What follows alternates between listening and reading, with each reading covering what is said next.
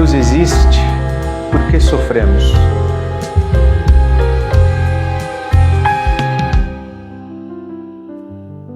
Se Deus existe, por que sofremos? Essa pergunta coloca Deus no banco dos réus. Essa pergunta está inserida na longa tradição de reflexão teológica e filosófica no capítulo chamado Teodiceia. Teodiceia é a composição de duas palavras gregas. Teo, de quê? Theos, de Deus, e de quê? De justiça. A justiça de Deus, ou mais precisamente, a justificação de Deus. Se Deus é justo, por que o inocente sofre? Se Deus é bom, por que o mal existe? Se Deus é poderoso, por que Ele não interfere e não impede a ação do mal? Por que Ele não breca o avanço da maldade? Por que Deus permite o mal causando mal no mundo dele? Aliás, por que foi que Deus, sendo bom, criou um universo, criou um mundo onde o mal é uma realidade possível? Deus não poderia ter criado um mundo sem mal, sem a possibilidade do mal? Isto é, criado um mundo onde suas criaturas estivessem privadas, protegidas, blindadas contra o sofrimento?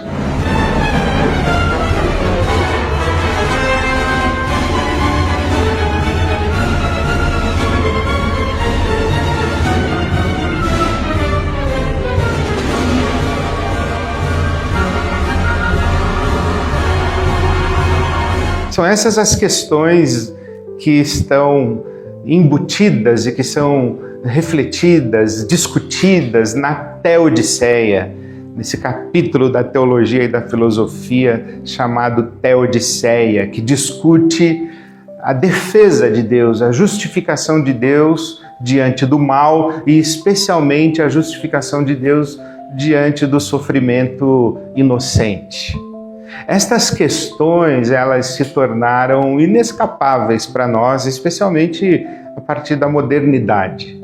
Fazendo uma divisão assim muito simples da história do pensamento humano, a gente tem o período pré-moderno, onde Deus ocupava o centro da realidade, da reflexão humana, ocupava o centro de controle de todo o universo. Todas as explicações para o bem e para o mal, estavam relacionadas a Deus. Uma boa colheita era sinal de bênção divina.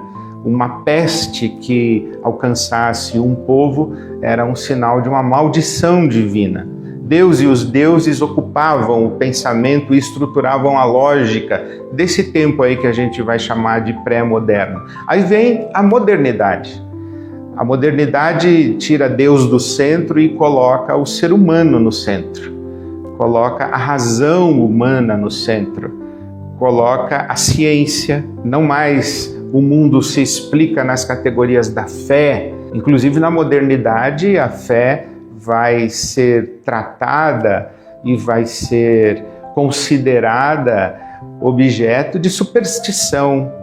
Muitas explicações para o mundo, para a realidade, para as coisas que acontecem, quando a razão instrumental científica vai avaliar, vai dizer, isso é tolice, isso não passa de superstição, isso não tem fundamento algum, porque agora na modernidade é a racionalidade humana e todo o aparato instrumental da ciência que é acessado para explicar a realidade, explicar os fatos. Então, dizem os filósofos e estudiosos europeus que marcam essa data, de 1755. 1755, o terremoto que destruiu praticamente toda a cidade de Lisboa e com muitas pessoas que morreram, inclusive um terremoto que acontece num dia santo. O povo está nos templos, nas cerimônias religiosas. A Europa, especialmente Portugal, uma nação católica, com colônias no mundo, e o povo reunido nos templos, e aí então vem um terremoto que destrói a cidade e mata mais de 10 mil, estimativas chegam até 30 mil pessoas no terremoto. Então as perguntas começam a ser feitas: onde estava Deus? Enquanto o povo estava nos templos adorando a Deus, onde estava Deus que permitiu que esse terremoto acontecesse? De onde vem esse mal, essa maldade, esse desarranjo e esse desequilíbrio do universo, do planeta, da realidade criada, da natureza, que é capaz de impor e gerar tanto sofrimento a tanta gente inocente? Então ali, esse evento, o terremoto de Lisboa em 1755, é um marco na discussão da Teodiceia, nas categorias teológicas filosóficas que debatem a Teodiceia. Mas tem um outro fato que traz à tona a discussão da Teodiceia, e dessa vez eu acredito, inclusive, com muito mais potência e com muito mais razoabilidade. Porque um terremoto é um fenômeno da natureza, mas um holocausto não é um fenômeno da natureza. O Holocausto, ali na Segunda Guerra Mundial, com o fenômeno do nazismo que se levanta contra o povo judeu e promove a morte de 6 milhões aproximadamente de judeus.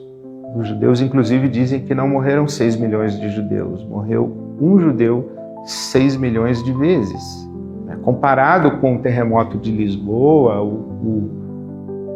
o inominável do nazismo e do Holocausto é da proporção de 10 a 30 mil pessoas para 6 milhões de pessoas. E se aqui foi um terremoto em Lisboa, na Alemanha nazista foi o ser humano. Foi o homem. Foi o ser humano quem engendrou o Holocausto, quem imaginou o Holocausto, quem justificou o Holocausto, quem realizou o Holocausto. E então as discussões, elas se aprofundam.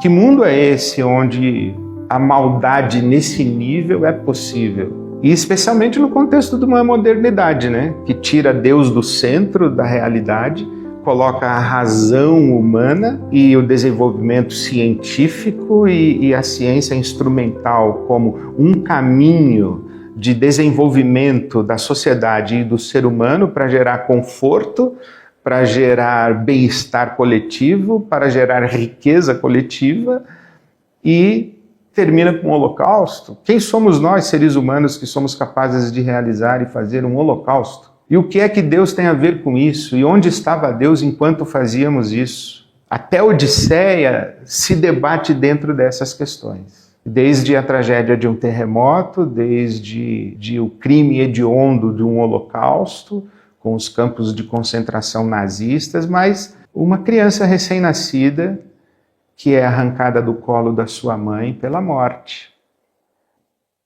O infortúnio de um acidente tolo, de um adolescente no máximo do vigor dos seus sonhos e da sua saúde, morrer atropelado por um sujeito que dirige embriagado. A mortalidade infantil, a dificuldade de conviver com um paciente terminal que se arrasta sobrevivendo biologicamente numa cama, às vezes por anos, mas sem comunicação, sem consciência, sem interação com as pessoas amadas da sua família, que amam cuidando, mas não existe relação, porque aquela pessoa é apenas um corpo em cima de uma cama. De onde vem isso? Como é que a gente sofre essas coisas? E como é que essas coisas nos abalam e nos afetam? Gente ainda passando fome, morrendo de fome. O mundo foi assolado agora, há poucos anos, por uma pandemia. Milhões de pessoas morreram na pandemia do coronavírus. Que mundo é esse que a gente habita? E onde está Deus nesse mundo? E por que é que Deus permite esse mundo? Enfim, se Deus existe, por que sofremos?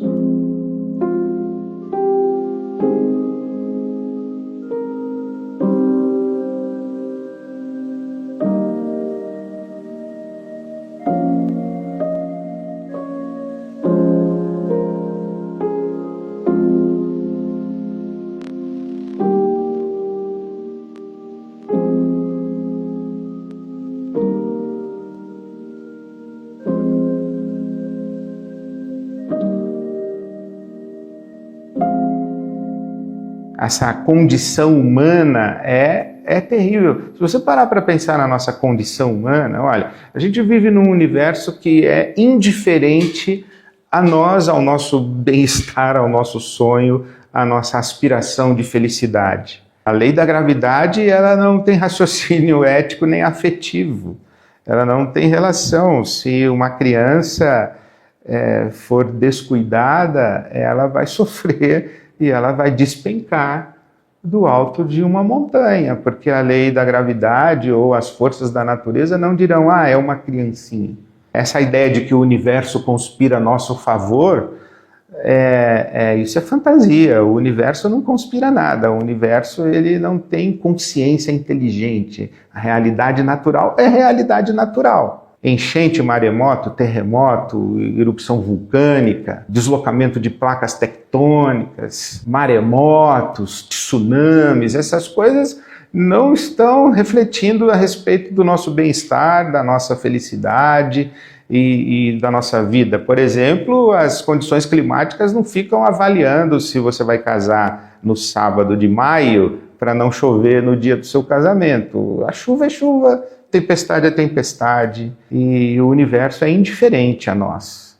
Nesse universo, a gente convive com a contingência. Existem coisas que são necessárias. Necessário é aquilo que é inevitável, é aquilo que é inexorável. Vai acontecer porque vai acontecer, como, por exemplo, o meu processo de envelhecimento. A gente nasce, a gente amadurece e daqui a pouco a gente entra na curva que nos encaminha para a chamada terceira idade. E a gente vai envelhecendo, isso aí é necessário, não tem como evitar. Agora, ser atropelado, ficar desempregado, receber um diagnóstico de câncer, essas coisas, elas não são inevitáveis e inexoráveis. É da contingência. Por que uma pessoa nasce com predisposição diabética e o outro não? Por que um nasce com uma doença congênita e outro não? Isso é da ordem da contingência. Entre aspas ou sem aspas, dependendo da sua condição de conviver com isso, está na loteria da existência e na loteria da vida. Por que, por exemplo, eu nasci no Brasil na década de 1960 e não nasci na Índia, não nasci na África? Por quê? É da ordem da contingência. A gente vive com isso, de um monte de coisa que acontece no mundo e que não tem explicação, e que se não tivesse acontecido também não faria a menor diferença para um universo com bilhões de anos. A gente ainda convive com um vazio de Deus. Pascal disse que no universo existe luz suficiente para quem quer crer em Deus, mas também escuridão suficiente para quem quer negá-lo. Deus é um mistério. Deus não é autoevidente, Deus não é óbvio. A experiência da fé é muito complexa e é cheia de conflitos. Então a gente, além de estar num universo indiferente, jogados na contingência, a gente ainda não sabe se Deus está com a gente ou não, e se Ele está com a gente é se Ele está a favor da gente ou contra a gente. Tem esse detalhe também. E é por isso que no meio dessa conflitividade que o direito sagrado de viver nos traz, a gente faz perguntas. Se Deus existe, por que sofremos? Pior é quando a gente tem que conviver com um sofrimento despropositado, né? Porque tem um sofrimento que a gente identifica que tem um propósito, que a gente sabe por que está sofrendo. A mulher que está dando à luz, ela está sofrendo, mas as dores de parto trazem vida. Então é um sofrimento que tem razoabilidade, é um sofrimento que a gente encara dizendo, olha, eu não gostaria de passar por isso, mas eu entendo que estou passando por isso e o fruto desse sofrimento é bendito. E quando a gente sofre sem saber por que sofre? E quando alguém vem dizer para a gente que a gente está sofrendo, mas que vai ser bom, e a gente diz, bom? O que tem de bom em ficar viúvo com 20 anos de idade? O que tem de bom em ficar órfão com 11 anos de idade? O que tem de bom nisso? Vai ser bom? Um sofrimento que a gente não sabe de onde veio, nem para onde vai, nem por que está acontecendo? Enfim, essa é a nossa condição humana. Se Deus existe, Por que sofremos? Na história da Teodiceia existe uma formulação muito desafiadora, inquietante, atribuída a Epicuro, esse filósofo que viveu 270 anos antes de Cristo. Epicuro diz o seguinte: se Deus não quer e não pode evitar o mal, então ele não é Deus, não pode ser adorado como Deus. Agora, se Deus quer e não pode, ele não tem poder, também não serve para ser Deus, porque ele quer, mas não consegue. Agora, se Deus pode, tem poder para tanto, conseguiria impedir e evitar o mal, mas não quer, também não serve para ser Deus. O Epicuro nos coloca diante dessa grande dificuldade, porque ou Deus não quer e não pode, e não dá para a gente chamar de Deus alguém assim, ou ele quer, mas não pode, então ele não tem poder, não serve para ser nosso Deus, porque também a gente quer e não pode muita coisa, a gente quer um Deus que quer e que pode. Ou Deus pode, mas não quer, e aí ele é mau. E nós não vamos nos submeter a um Deus mau, a gente vai ter que procurar um outro Deus. Por causa dessa formulação do Epicuro, que coloca a realidade de Deus diante do mal e o mal diante de Deus, é que muita gente opta pela negação de Deus. É melhor Deus nenhum do que um Deus fraco ou um Deus mau.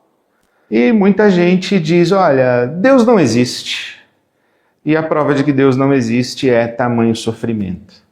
A Teodiceia trata de tudo isso. E é muito bonito observar como foi que o pensamento humano foi se desenvolvendo na direção de justificar Deus diante do mal.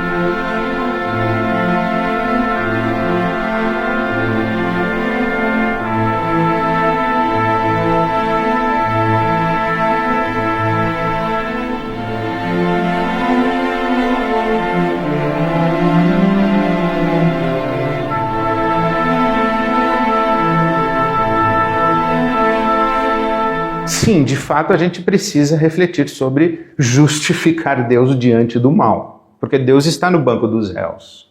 Então, por exemplo, na Bíblia Sagrada existem reflexões a respeito disso. Jó, por exemplo, diz: saí nu do ventre da minha mãe e nu partirei. O Senhor me deu, o Senhor me tirou. Louvado seja o nome do Senhor. Diante do seu infortúnio, o Jó atribui a Deus. Você sabe, na Bíblia Sagrada, Jó é este homem que sofre todos os sofrimentos possíveis. Ele perde os seus bens, os seus recursos econômicos e financeiros, as suas propriedades, ele perde os seus filhos, ele perde a sua família, ele perde a sua saúde, ele perde a sua reputação, ele perde os seus amigos, ele é amaldiçoado praticamente pela sua esposa e ele fica sozinho, raspando com cacos as suas feridas e sofrendo sem saber por que sofre. Mas ali, na agonia do seu sofrimento, a declaração de Jó é: Deus me deu, Deus tirou. Louvado seja o nome de Deus. Quer dizer, Jó atribui a Deus tanto o que ele viveu de bom quanto o que ele vive de mal. Deus está no centro da reflexão, está no centro da estrutura existencial de Jó. Por exemplo, Isaías, o profeta, se pronuncia em nome de Deus dizendo: eu formo a luz e crio as trevas, promovo a paz e causo a desgraça. Eu, o Senhor, faço todas essas coisas. Pela profecia de Isaías, tudo que acontece no mundo acontece porque Deus faz acontecer. Tanto a guerra quanto a paz. Tanto a noite quanto o dia. Tanto a luz quanto as trevas. Deus está no centro. Então Deus precisa ser justificado. Deus precisa dar explicações. Robert De Niro diz isso, que se Deus existe, ele deve muita explicação. E a nossa mente diz o seguinte, olha, existe Deus, Deus é todo-poderoso, Deus é bom, e a gente tem que dar um jeito de explicar como é que um Deus todo-poderoso e bom convive com tanto mal e com tanta maldade.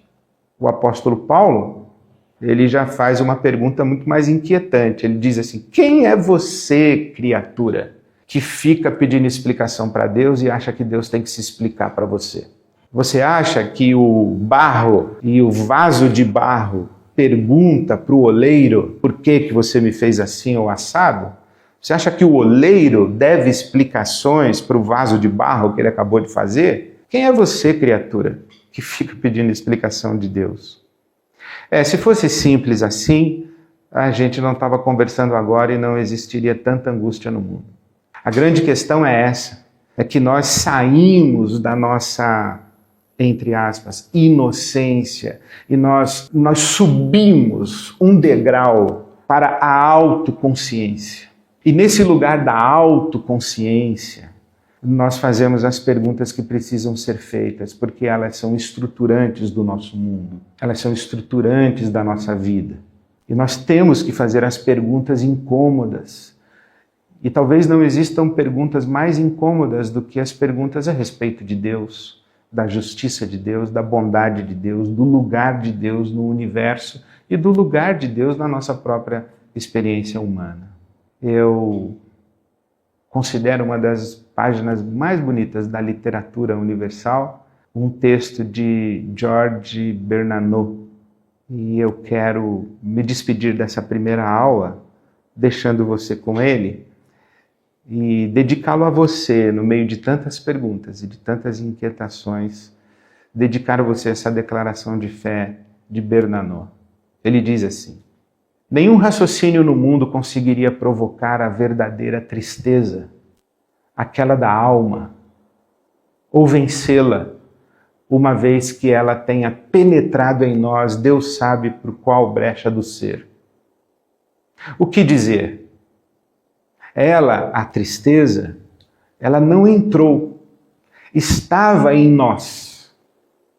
Cada vez mais creio que isso a que chamamos tristeza, angústia, desespero, como que para nos persuadir de que se trata de certos movimentos da alma, é esta alma mesma que desde a queda, a condição do homem é tal que ele não seria capaz de perceber mais nada nele, nem fora dele, senão na forma de angústia. Não fosse pela vigilante misericórdia de Deus, parece-me que a primeira consciência que tivesse de si mesmo, o homem se desmancharia em poeira. É lindo, né? Essa noção de que a angústia não é algo que veio se instalar em nós, mas nós somos isso. Nós somos seres angustiados. E quando a gente acorda, quando a gente toma consciência da nossa condição humana e da nossa condição humana no mundo em que a gente habita, que a gente vive, nessa imensidão desse universo com bilhões de anos e com realidades tão sublimes, quando a gente toma consciência disso, diz Bernanos que não fosse a vigilante misericórdia de Deus, no exato momento em que tomássemos consciência disso, nós nos desfaríamos e nos desmancharíamos em poeira. Então, se Deus existe, por que sofremos? Mas graças a Deus Ele é vigilante e nos vigia com misericórdia para a gente não virar pó antes da hora e antes do tempo.